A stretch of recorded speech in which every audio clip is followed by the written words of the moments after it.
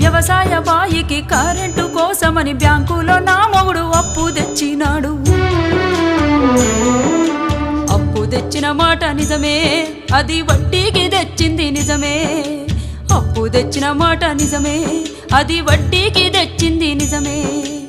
ఆరుగాలం చేసి పంట పండించిన అంగట్లో రైతుకు గిట్టుబాటు రాక అప్పు కొంత గట్టి గడువునే కోరితి గవర్నమెంట్ ఆర్డర్ అని ఇల్లు జప్తు చేసే.